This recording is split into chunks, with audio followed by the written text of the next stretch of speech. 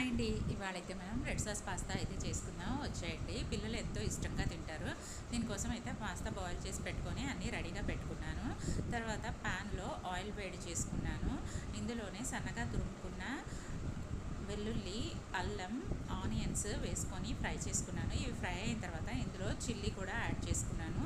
ఇందులోనే tomato, capsicum కూడా add చేసుకున్నాను.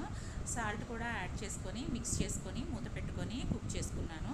ఇవన్నీ సాఫ్ట్గా అయిన తర్వాత tomato ketchup, red chilli sauce, green chilli sauce, soya sauce అన్నీ వేసుకొని మిక్స్ చేసుకున్నాను. తర్వాత ఒక స్పూన్ కార్న్ఫ్లోర్లో వాటర్ యాడ్ చేసుకొని లంప్స్ లేకుండా మిక్స్ చేసుకొని ఈ కార్న్ఫ్లోర్ కూడా యాడ్ చేసుకొని మిక్స్ చేసుకున్నాను. ఇందులోనే పెప్పర్ పౌడర్ కూడా యాడ్ చేసుకొని అన్నీ మిక్స్ చేసుకున్నాను. ఇవన్నీ మిక్స్ చేసుకున్న తర్వాత మనం ముందుగా బాయిల్ చేసి పెట్టుకున్న పాస్తా కూడా యాడ్ చేసుకొని మిక్స్ చేసుకోవాలి.